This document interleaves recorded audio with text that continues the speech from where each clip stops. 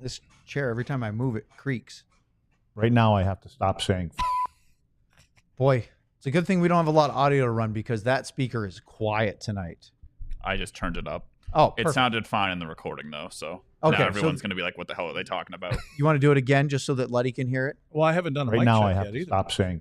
Well, you're on the air now. good. We're live. That's thus the drop. Craig Ludwig, Sam Nestler, Owen Newkirk, John Anderson. Is this my live mic check? This is live. Yeah, let's do it. Read. And in 30 seconds, I'll be able to hear its volume. Let us start the pregame show. Big game tonight. Stars and Jets up in Winnipeg. Right here on DLLS. Get ready, boys.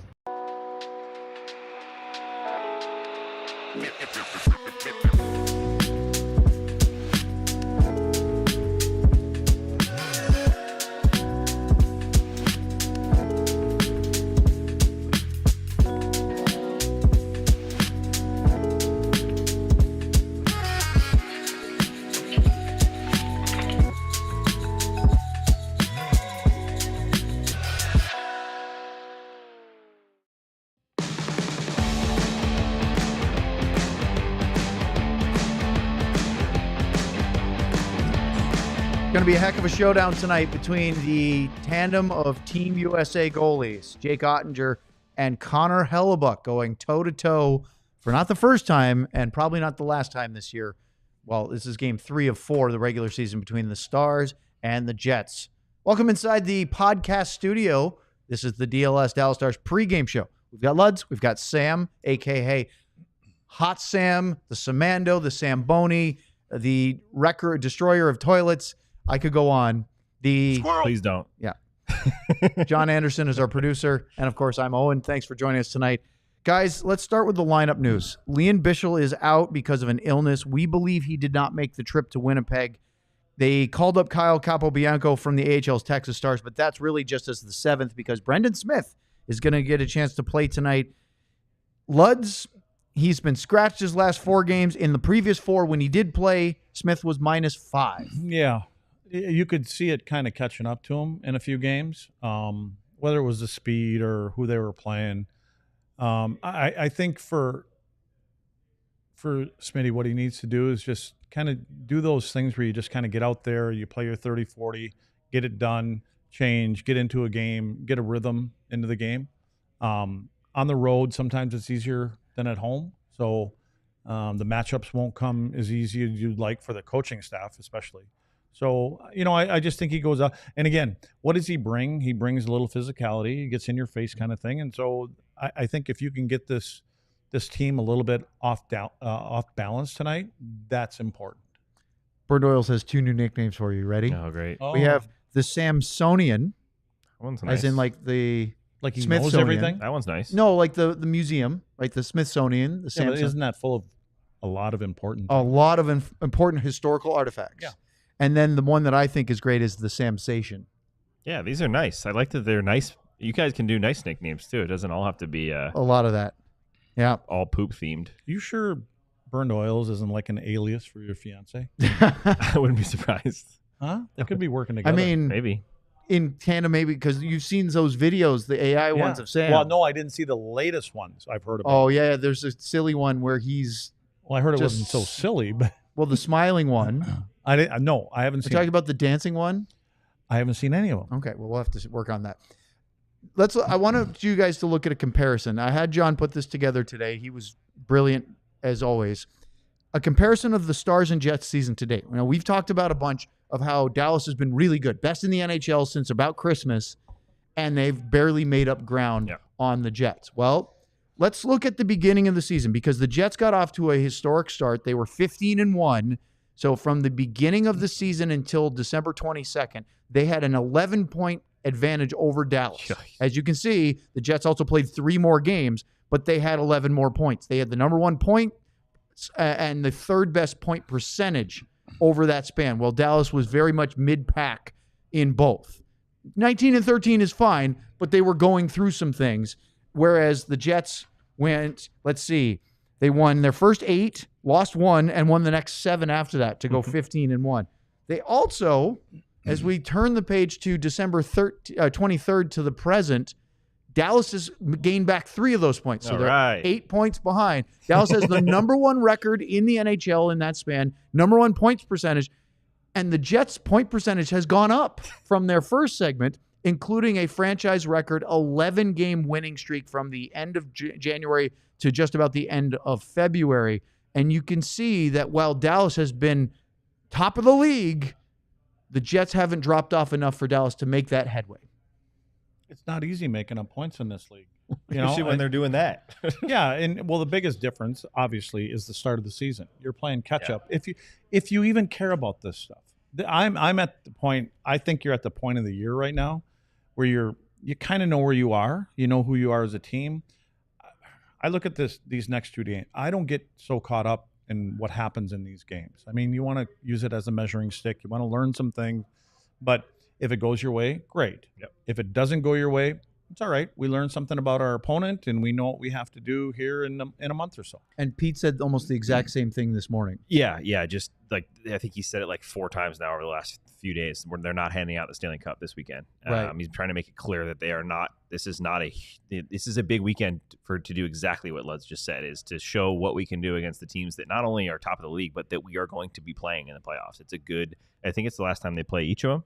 Is that right? No, they have one more. One more Yes, Colorado or one more each? No, they play the Jets in April in Dallas. Okay, so 4-game See, series. that game to me is more important. Well, let's put it this way. Sorry, Why? Sam.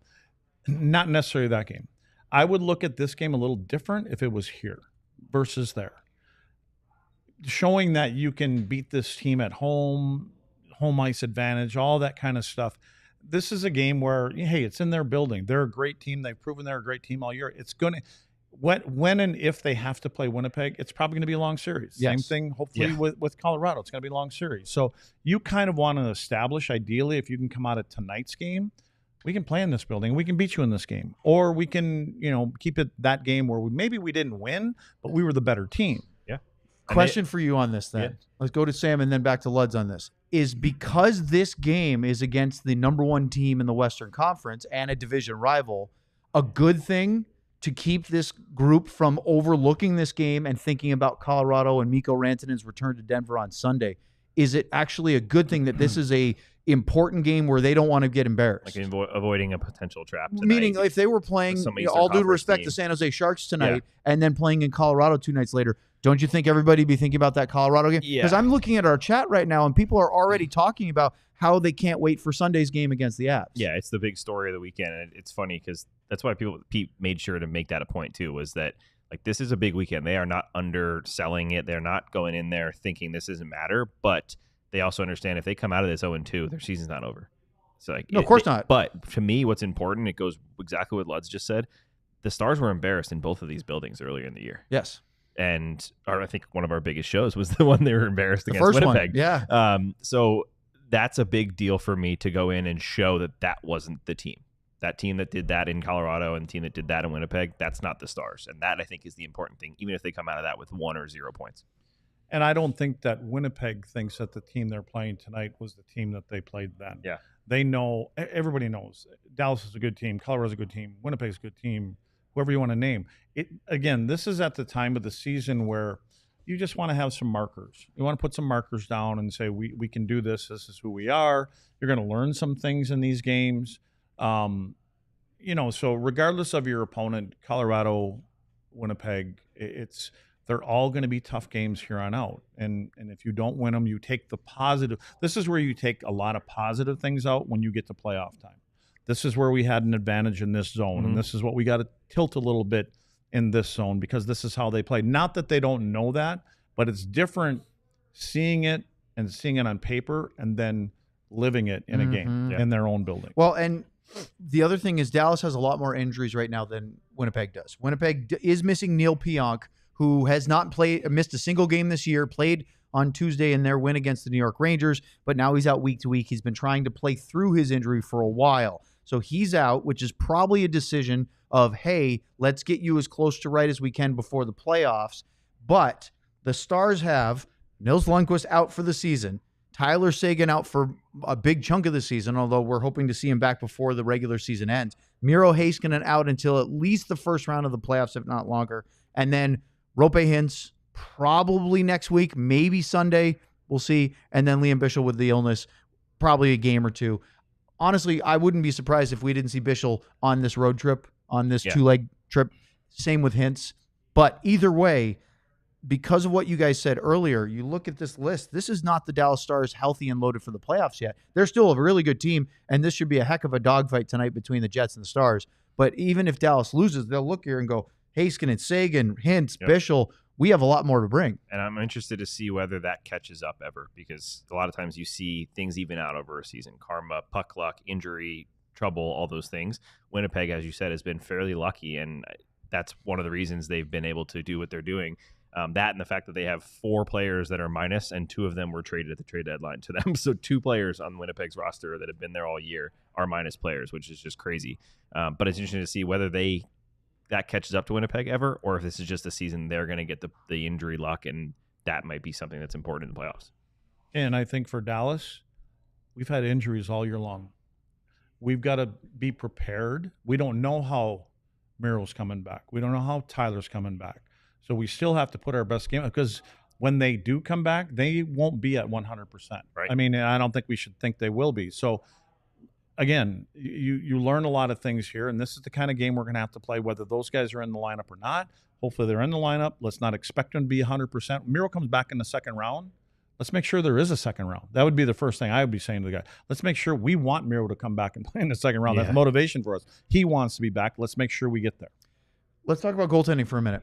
Connor Hellebuyck, Jake Oettinger. Who's in net tonight? Connor Hellebuyck and Jake Oettinger. Oh, is that right? Yeah, imagine that. Surprised. And somebody just tweeted at me and said, be listening for the Winnipeg Jets fans to be serenading Jake Oettinger again Oh, he loves that. with the quote, U.S. backup.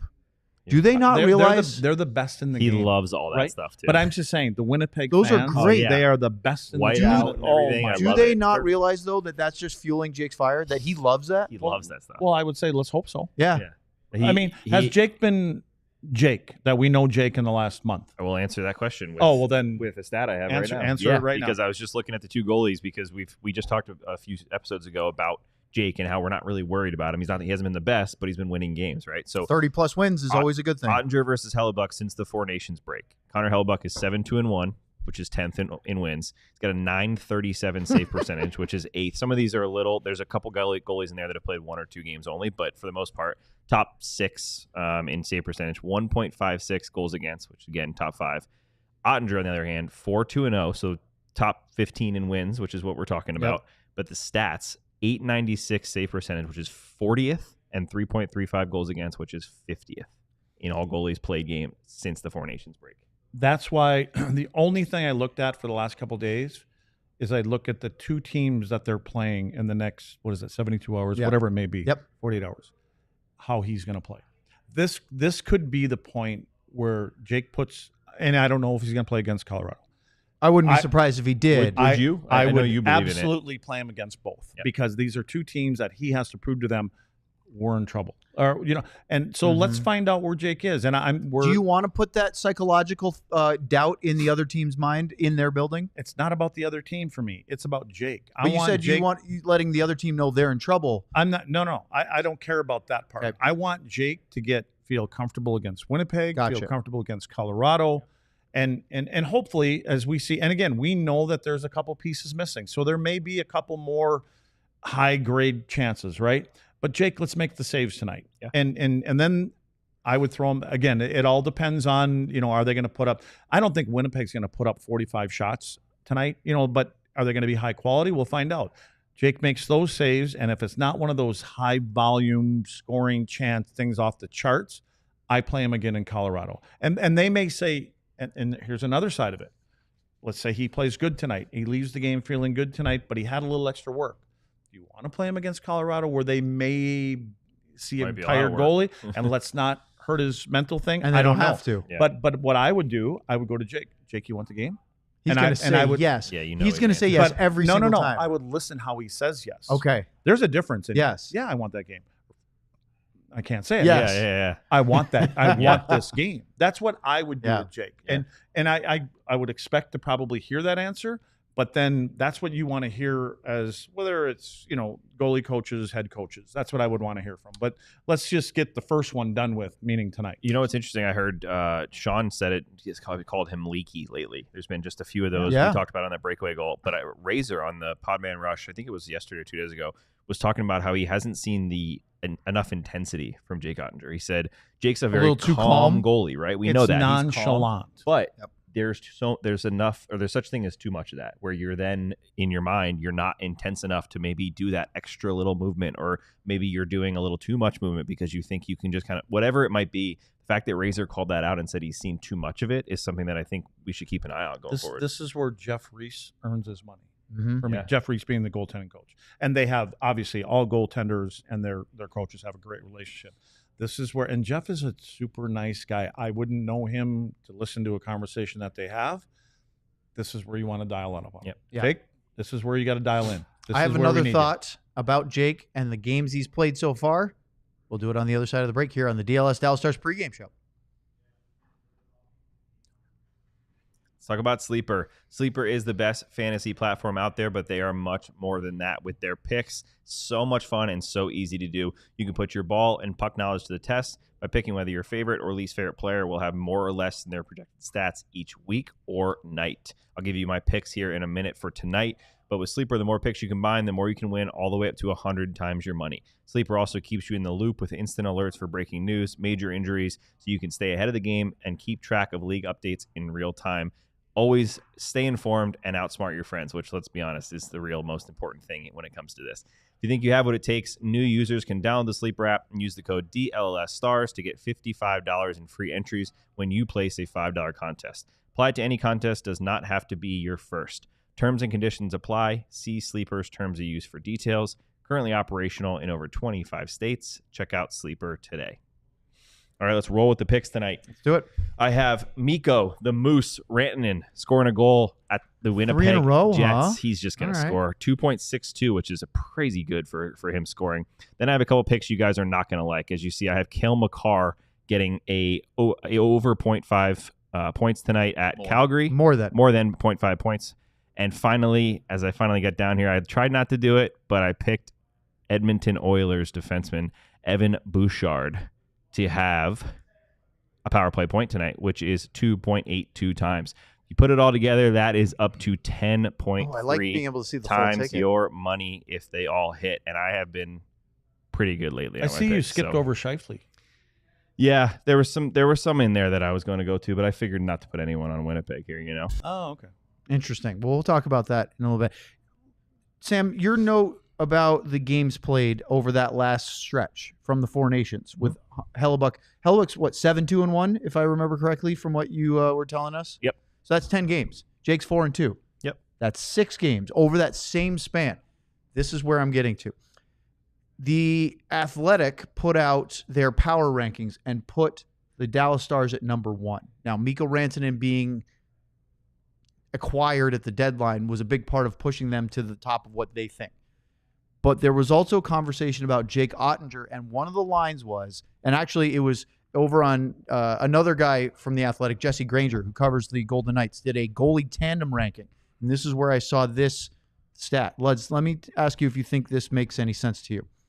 Jesse wrote that Oettinger is on pace to play less than 60 games this year, which he said would be really good for him to be fresh for the playoffs, because in the last 3 seasons, regular season and playoff games combined, nobody has had more starts than Jake Oettinger. Okay. Is Jake's game, we got to go back on this? Is Jake's game in place right now? No, but I also don't think you want to overdo it, right? Listen, Jake is going to prove either these guys right or prove them wrong when he gets to the playoffs. Mm-hmm. Because I can see if, I hate bringing up negative stuff before we even get there, but if things don't go well, yeah. Are they going to question, man, maybe we should have played him more. Maybe we should have played him out of whatever little things that are going on. If you want more positive, we could talk about the parade float again. Because that would be very positive. Yeah, I just, listen, for me, I came up in a different era. And the goalies that I played with and that were great, they never wanted to give up the net, right? And the coaches allowed them to continue to play. And now, I don't the game think has Jake changed. wants to either. I think that I think the Right. coaches are the ones that have to tell them, we want you to play less because we think it'll. And there's play more. got to be some analytical thing behind that. They Probably. kind of go with all this Yes. stuff. I understand it. It's just that I look at it and go, well, the travel's better now. They take care of them better Yeah. now. And I'm sure if I had two of the goalies that I played with sitting up here right now, they could give you reasons, why it's not that. So again, I just think that let's let Jake become the guy. We need Jake to be the guy that he was in the Calgary series. And I think that there is some downside to that because I think we've held him to that standard since then. He set a very high Yeah, bar. it was- Right, that's he tough to did. ever And maybe follow that was just a once in a lifetime kind of thing. But again, I think he holds himself to that. And tell me he's not capable of that. Maybe not Oh, that level, 100 but he's yes, he capable is. of stealing some series. Yeah, I want to for sure. believe that he'll get back to it. Oh, I do too. I want to But- believe but we that gotta wasn't make- a flash in the pan. But it's got to be now. Yeah. It's got to be now because again, Jim Nill and his staff went all in with this thing, and I think everybody. But there's not a guy in that room that I could say doesn't believe in Jake. Yep. And they probably say, you know what, we can't give up that one opportunity that we shouldn't have given up in that. Right. Somebody missed an assignment. We can't put it on him. So again, I think that's why I look at these two games. They're more important for me, whether he plays both or not, for Jake Oettinger. Tell me this. This might be oversimplifying it, but to me, Jake feels like he's one save away from being who we want him to be per game. Feels like he's letting in one goal a game that we think really like him to have that. So when you say that, if we were talking about any other goaler in the league, I just said goaler. Yeah. That's a Canadian thing. Happens. That's a Canadian thing. It a is goaler thing. definitely a Canadian thing. Um, You grew up near Canada. Would we be calling him a number one if he let in a bad goal every night? I No. mean, Let's be honest. Binnington No. lets in a bad goal a night and he gets I don't ripped on know. for Again, everything is about perspective when it comes to goaltenders, and you literally have to sit right behind them and see what they see. So we don't know a lot of times what happened in front of them. Was there a player standing there? Was a stick skate? Whatever. So Joe, he is not a one bad or iffy goalie. He is not that guy. No. He's better than that. I think sometimes we get what happens is Let's we have a Canadian arguing with when he you. backs him up. Is it Patrick? No, it's Oh. Allie. She says, I've never heard anyone say goaler, haha. Really? If it wasn't Canadian before, Maybe it it's is now. Eastern Canadian? Maybe it's I'm not Canadian. No, Eastern Canadian. Goaler? It's a Wisconsin thing. No, it's not. It's a Canadian thing. I don't think anybody in Wisconsin would know what a goaler is. No, but I Take think off, it's you an hoser. old school. Oh, I think maybe. it's an Maybe old it's a school thing. generational You're thing. thinking of Hoser. No, in Montreal all the time it was a goaler. It's not short for anything. It's Nope. just goaler. Have you seen Goaler. Strange Brew? Have you seen Strange Brew? Here we go with the Sorry, movies it's a again. Canadian hockey movie and it's so All right. funny. I hope our goalie gets on He track knows tonight. who Rick Moranis and Dave Thomas are. Yeah, it's I know the there's a first guy. statue Who? of him out. Bob and Doug Isn't there a McKenzie? statue Oh, I of thought you it? said Dave Thomas. Isn't outside that of guy Edmonton? from Wendy's? Well, no, but What's the guy's? Is that not actor Dave in- Thomas from Wendy's? It is, but the Okay. actor in Strange Brew, don't along with know Rick that. Moranis, his name's Dave Thomas. Was he the Wendy's guy? No, Okay, Different well, then we're thinking two of guys different named Dave Thomas. people. I Um, love Wendy's burgers. who's the By the way. Wendy's? Court The just double. jumped in and Dave said Thomas is the Wendy's guy. Court just jumped in and said it's an But old Wendy was a Canadian. girl. Is that Russ Cortnell? No, Court. She said it's an old Yes, Canadian. I think I said the same She's thing. backing you up. And she is 100% right. This is important. And then Bernd Oil Where's just that? said Allie? Lutton- Allie, she's 100% right. No, Court is No, agreeing no, with I you. didn't. Allie Allie- said she's Yeah, he's never heard arguing. of it. I saying- know that. saying I'm Allie's saying wrong. Allie Court is right. Okay, Allie Court is right. This is what you guys tune in This is for. what you pay for. Die Hards. This is what you want. Make sure to smash that like button. All right, let's look at the lineups here because this is the other storyline that Is the we were period- first tracking. period almost over? I think so. Look at this. Some shuffling of the top I lines. love this line. Luds, we talked about on our show this week. Mason Marchment has not been playing as well since he came back from that facial injury. And so he is getting split up with Matt Duchene. We have Jamie Benn playing with Wyatt Johnston. That's the pair. But they're going to get Mikko Rantanen to start That's a mean with line. Robertson, Duchene, and Granlund. I like Duchene with Robertson. I like Rantanen with Robertson. But look, they're on the road. They don't have last change, and the Stars still have a lot of depth. What are your guys' thoughts about the way that they've adjusted things here? I just love that Ben Johnston Rantanen line. I think that Jamie Benn and Mason Marchment, as you just mentioned, are two guys they really need to get going a little bit more again. And that's not just point wise. That is just showing themselves and physically imposing themselves and being more in the game. We've seen Ben have like maybe one of his classic games in the last 3 weeks. So I think this is a good way to do it. He's been good with Johnston. Rantanen is a guy that can those two can really muck it up a little bit, and Wyatt is just so skilled that line can kind of do it all. That line doesn't really have an identity. I think that could make them dangerous, and I really believe that Pete DeBoer right now is looking for what we talked about a few days ago of the alternate lines, because he knows what his top six looks like in the playoffs if they're healthy. Yep. Here's now, what do we have behind that if someone's hurt, someone's not going, or we need to mix it up? I also think of the great video that our producer John put together when Mikko got knocked down a couple times in his first game, and then he stood up for, I think it was Robo in his second game. Who's on the left side of that line? The captain. Jamie Benn. Mikko Rantanen. Where are they playing? On the road? They're in Winnipeg. He stands up for people. Oh, that's sometimes. interesting. I wonder if Lowry's going to jump in here tonight at some point. Think so? Well, yeah. Well, who are you going to? Who else are you going to put up there? Like scrap No, tonight. I'm interested. I'm This curious. is playoff You think hockey. Adam Lowry's going to try to make a statement? The captain of the I'm the not Jets. saying that he's going to make a statement. If there's a player on that team, it will be Lowry. Yep. And if there's a guy that is going to be on a line, and it's not Rupe and Robo. We know that. We don't expect them to jump in there and say, no, you don't do this to the guy. But I don't know. I just think it's kind of, the lines are shuffled up, but they could put anybody up there with Rantanen. But why do they put the one guy on this team that plays that way up there on that line, especially at home? Because there's going to be a matchup thing going on here. Arneal's going to try to get the guys that he wants to get against Rantanen. They played him enough. And now all of a sudden, and the other part of that is, who do I match up against? Is it them, or is it Robo, or is it Bork, Duchesne? Like, who is it? Yeah. Maybe that's part of what Pete is doing, along with exactly what you said. Like, let's give them something to look at, but let's try to find some combinations when we head into the playoffs in 18 games or whatever it may be.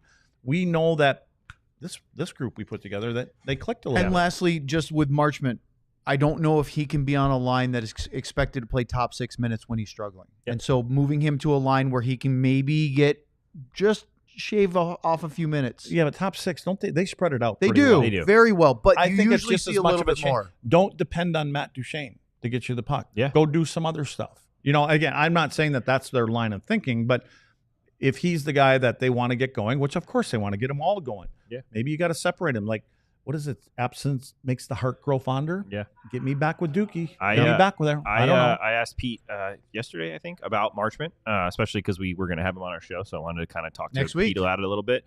But Pete said something interesting to me. He said, I asked him what he saw from him lately, because I was like, look, he's obviously been statistically a lot slower coming out of his injury than he was, but also look what he went through. I mean, it's a bad injury, dealing with coming back from it, dealing with catching up, dealing with the bubble, all these things. He said Mason is a mature enough player to know that this was never going to be easy, and that he wasn't just going to come back and start playing. I think that's important. It's just, there's some guys that may come back and think, I'm back, I'm ready to go. Here we go. I'm going to be the best player in the NHL, like he was, one of the best players before his injury. He's smart enough and now mature enough, and a veteran, if you want to call him that, to know that this is going to take some time. That could be beneficial when he does start to tick up, that it doesn't, mentally drain him that he's not producing. And the good news is, again, where they are in the standings, and they've got a little runway left before playoffs start. Let's get them going. Let's take a look at the defense real quick. We mentioned before, Brendan Smith back in, obviously Oettinger starting. It's really the same group. It'll be interesting to see how they use that third pairing, because they had some struggles in their last iteration. It was 4 games ago. Now switch to the Jets, and of course, they are really... Look, I'm not trying to disparage the Winnipeg Jets. They have a good team. They have a lot of great talent out there. I don't think Lud's... Now, they added Brendan Tanev, which is Chris Tanev's brother from Seattle. He took his famous headshot yesterday. That's right. The eyes bulging. I just don't think this group is as lines up as well as the Stars forwards when they're healthy. And I just think... But, look, they're the first place team in the Western Conference for a reason. Velarde's had a coming out party, right? I've always really, really liked Dlls. He just hasn't been able to stay healthy through his career. Yes, he's extremely Nemesnikov, fast. Perfetti, that's a line. And Scheifele's having a career year, right? And we know what Connor does. So 81 points. To me, it's your top 6. And then all of a sudden you get into a little weighty stuff. Iafallo can skate down there. And like you said, Tanev is a hitter and a banger. And that's your line, or if you want a disruptor kind of line. But, yeah, I agree that on paper, especially when they're healthy. Yeah. Dallas is a better Yes. team. But even now, I think they're a better team. I do. But these guys have something going on. They do. They have something They going have a on. belief too. Now switch to the defense and the goaltending. One of them is Connor Hellebuyck, who's probably going to win back-to-back Vezinas and win his third Vezina trophy. They added Luke Schenn at the deadline, a second and a fourth round pick for Schenn, a second rounder for Tanev.